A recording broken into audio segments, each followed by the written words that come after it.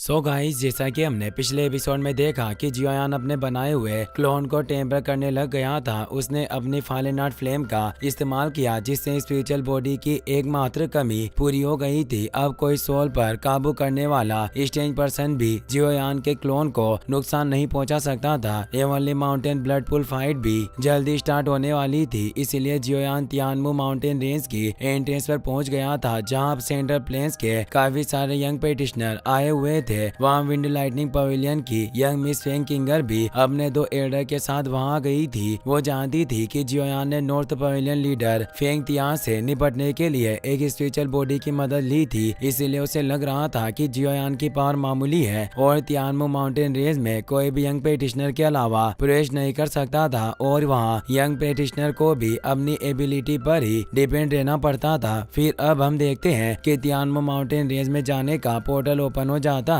सभी young petitioner ये देखकर काफी खुश होते हैं और वो जल्दी से अंदर जाने के लिए काफी उत्सुक थे। जियोयान कहता है कि वाकई नजारा खूबसूरत है, जैसा कि सेंट्रल प्लेन्स से एक्सपेक्टेड था और ऐसे मार्वल्स साइट को देखने का सौभाग्य काफी कम ही लोगों को मिलता है। अब मुझे टेस्ट करना होगा कि मैं वास्तव में सेंट्रल प्लेन्स की यंग जनरेशन के बीच कौन सी पोजीशन में पहुंचने में सक्षम हूँ और मेरी पावर यंग जनरेशन के बीच कितनी ज्यादा है। अब जंगल में छिपे हुए सभी पेटिशनर भी बाहर आ जाते हैं, जो भी एवनली माउंटेन ब्लड पूल में जाने के लिए आए थे। अब वो सभी तेजी से तियानमू माउंटेन रेंज की तरफ आगे बढ़ने लग जाते हैं। फेंग किंगर अपने दोनों एल्डर से कहती है कि तुम दोनों माउंटेन रेंज के बाहर रहना, अब बाकी सब कुछ मुझ पर छोड़ दो। वो दोनों उसकी बात मान लेते हैं। अब फेंग किंगर तेजी से आगे बढ़ने लगती है। उसकी स्पीड काफी ज्यादा थी, जिससे वो बाकी सभी यंग पेटिशनर से आगे निकल गई थी। यह देखकर लोग हैरान थे, पर तभी तेजी से जियोयान आगे आता है, जो अपने बोन विंग्स को एक्टिवेट किए बिना भी काफी फास्ट था, जिससे वो फेंग किंगर से भी आगे निकल जाता है। यह देखकर फेंग किंगर को गुस्सा आता है। वो कहती है कि तुम मुझसे एक कदम आगे निकलने की कोशिश कर रहे हो, देखती हूँ कि तुम्हारे पास वास्तव में कितनी ताकत है। और वो एक पावरफुल स्लेश से जियोयान पर अटैक करती है। जियोयान 3000 लाइटनिंग टेक्निक की मदद से उसके अटैक से बचने लगता है और उसे कहता है कि यंग लेडी, तुमने मेरी अच्छी मदद की, अब मैं और तेजी से आगे बढ़ूंगा। और वो 3000 लाइटनिंग मूवमेंट की स्पीड के साथ काफी तेज मूव करता है। ये देखकर फेंग किंगर हैरान हो जाती है, क्योंकि 3000 लाइटनिंग मूवमेंट कोई बाहरी व्यक्ति इस्तेमाल नहीं कर सकता था। वो समझ जाती है कि ये लड़का जियोयान है, जिससे वो मुस्कुराने लगती है और अब वो भी तेजी से आगे बढ़ती है। जियोयान फुल स्पीड में तियानमू माउंटेन रेंज में आ गया था, पर तभी जियोयान पर कुछ फ्लैग से अटैक होने लगते हैं। जियोयान 3000 लाइटनिंग मूवमेंट का इस्तेमाल करके उन अटैक से बचने लगता है, पर वो अटैक काफी ज्यादा फास्ट थे, इसलिए जियोयान अपनी ग्लेज लोटस फ्लेम का इस्तेमाल करता है और उन फ्लैग के अटैक को दूर कर देता है। वो फ्लैग अटैक फेंग किंगर ने किए थे और अब काफी सारे पेटिशनर भी वहां जाते हैं। जियोयान फेंग किंगर से कहता है कि यंग लेडी, मैं बस तुमसे थोड़ा सा आगे निकल गया हूँ, तुम बस इतनी छोटी सी बात के लिए लगातार मुझ पर आक्रामक रूप से अटैक कर रही हो।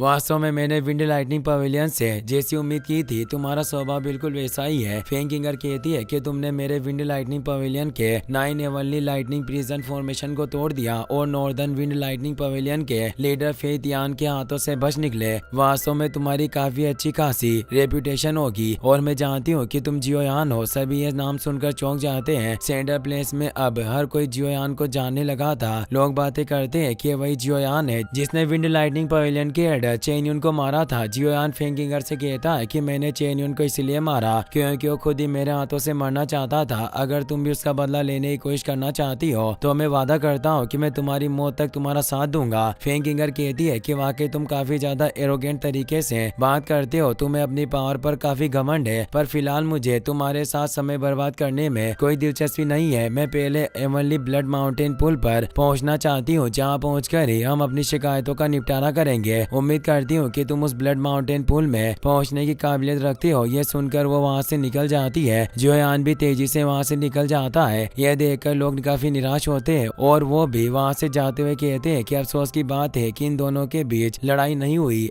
हम सब देखने को बेताब थे कि इन दोनों में से कौन पावरफुल होगा। लगता है कि जब ये दोनों हेवनली माउंटेन ब्लड पूल पर पहुंच जाएंगे तब वहाँ एक बड़ी लड़ाई होगी, जिसके लिए ही ये दोनों अपनी पावर को बचाकर रख रहे हैं। अब हम वहाँ नालन यानरान को भी देखते हैं, जो भी लोगों की बातें सुन रही थी। उसे जियोयान का नाम सुनकर काफी गुस्सा आता है। फिर अब हमें कुछ घंटों के बाद का सीन दिखाया जाता है। जियोयान तियानमू माउंटेन रेंज में आगे बढ़ रहा था। उसे हेवनली माउंटेन ब्लड पूल की तलाश थी, क्योंकि वो नहीं जानता था कि वो पुल कहाँ मौजूद है। जियोयान उस मैप सेलर के मैप की मदद से आगे बढ़ने की कोशिश कर रहा था, पर उस मैप में दी गई सारी जानकारी अधूरी थी। जियोयान कहता है कि यह मैप मेरे किसी काम का नहीं है। लगता है कि मुझे ब्लड माउंटेन पुल पर पहुंचने का कोई दूसरा रास्ता निकालना होगा, पर यहाँ आगे काफी ज्यादा घना कोहरा है, जिससे मैं ईस्ट वेस्ट साउथ और नॉर्थ का भी पता नहीं लगा पा रहा हूँ। पता नहीं कि मैं हेवनली माउंटेन ब्लड पुल को कैसे ढूंढ पाऊंगा। तभी उसे एक मैजिकल बिस्ट की आवाज आती है, इसलिए जियोयान उस तरफ आगे बढ़ता है। वो देखता है कि एक मैजिकल बिस्ट तांगिंग को मारने की कोशिश कर रहा था। तांगिंग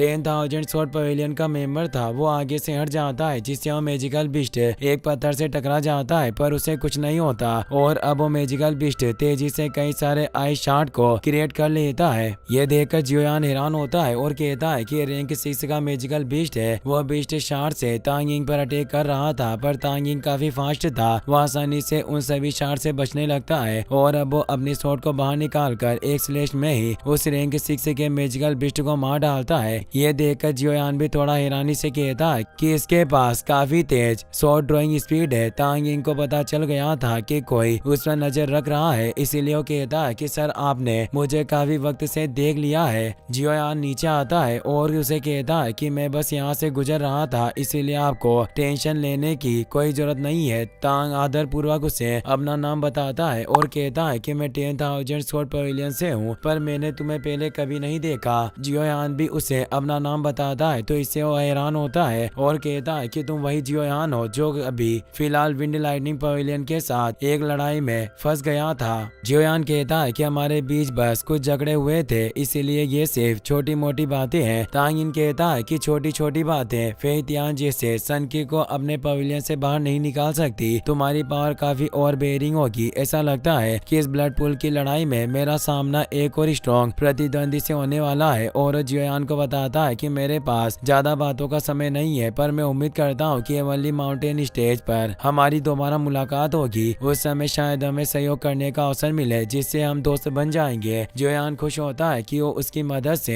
हेवनली माउंटेन स्टेज पर पहुंच सकता है, पर तांगी काफी तेज वहां से निकल जाता है। जियोयान परेशान होता है और सोचता है कि इसने तो कहा था कि ये मेरी मदद करेगा, फिर इसने मुझे क्यों नहीं बताया कि हेवनली माउंटेन स्टेज कहाँ है। जियोयान अब खुद ही हेवनली माउंटेन स्टेज को ढूंढने के लिए आगे बढ़ने लग जाता है। काफी घंटों के सफर के बाद वो एक जगह पर आता है, जहाँ से उसे आसमान में काफी डेंस एनर्जी दिखाई देती है। वो सोचता है कि ऐसी पावरफुल एनर्जी किसी खास जगह पर ही हो सकती है। लगता है कि अब मैं हेवनली माउंटेन ब्लड पूल से ज्यादा दूर नहीं हूँ। मैंने अंदाजे से भी बिल्कुल सही डायरेक्शन को चूज किया और अब वो पिल खाकर आगे बढ़ने लगता है और सोचता है कि मुझे जल्दी करनी होगी और अपने राइवल को पकड़ना होगा। तभी उसे धमाके की आवाज सुनाई देती है। जियोयान इस बात को नजरअंदाज कर देता है और सोचता है कि कुछ लोग आपस में लड़ रहे होंगे, पर तभी जियोयान को नालन की आवाज आती है, जो अपनी विंड फ्रैक्टल शॉट टेक्निक को एक्टिवेट कर रही थी। जियोयान इससे परेशान होता है कि यहाँ नालन भी मौजूद है। नालन दरअसल कुछ लोगों से फाइट कर रही थी, जो ग्राउंड स्पीड सेट के लोग थे,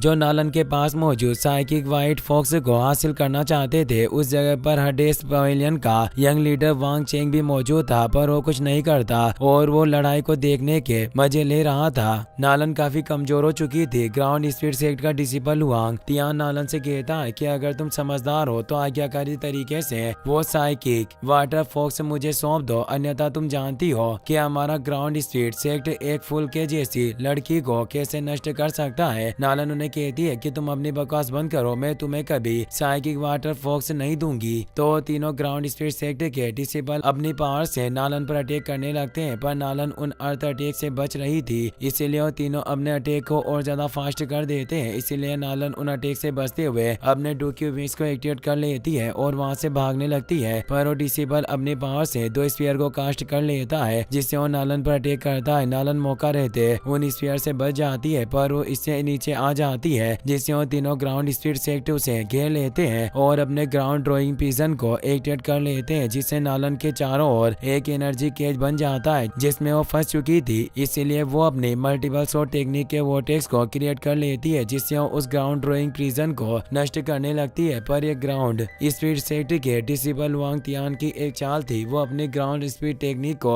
एक्टिवेट कर लेता है, जिससे एक अर्थ ड्रैगन बाहर निकल कर आता है, जिससे वो नालन पर अटैक कर देता है। वांग चिन कहता है कि ग्राउंड स्पीड सेट के अर्थ मेल्टिंग स्किल्स में कुछ यूनिकनेस होती है, लगता है कि ये लड़की जिंदा नहीं बच पाएगी। वो ड्रैगन तेजी से नालन की तरफ बढ़ रहा था। नालन ने उस केज को तोड़ दिया था, पर तभी वो ड्रैगन अचानक उस पर अटैक करने लगता है। नालन अपनी शॉट टेक्निक से एक शील्ड को बना लेती है, पर वो ग्राउंड स्पीड टेक्निक काफी पावरफुल थी, जिससे वो शील्ड टूट जाती है। नालन काफी डर जाती है, पर तभी जियोयान का रूलर वहां आकर गिरता है, जिससे वो ग्राउंड स्पीड ड्रैगन खत्म हो जाता है। जियोयान भी वहां आ चुका था। हुआंग तियान जियोयान से कहता है कि मैं ग्राउंड स्पीड सेक्टर से हुआंग तियान हूँ, तुम्हारा इस मामले से कोई लेना देना नहीं है, इसीलिए तुम इस मामले में नहीं पढ़ो तो वही तुम्हारे लिए अच्छा रहेगा। जियोयान उसे कहता है कि तुम इतने सारे आदमी मिलकर एक अकेली लड़की को धमकाने की कोशिश कर रहे हो, अगर दूसरे लोगों को इसके बारे में पता चल गया तो क्या इससे तुम्हारे ग्राउंड स्पीड सेक्टर का अपमान नहीं होगा। नालन वहाँ जियोयान को देखकर हैरान होती है। इसी के साथ ये एपिसोड यहीं पर खत्म हो जाता है। गाइस, अगर आपको वीडियो पसंद आया हो तो इस वीडियो को लाइक करने के साथ साथ चैनल को सब्सक्राइब जरूर कर लेना। मिलते हैं नेक्स्ट वीडियो में।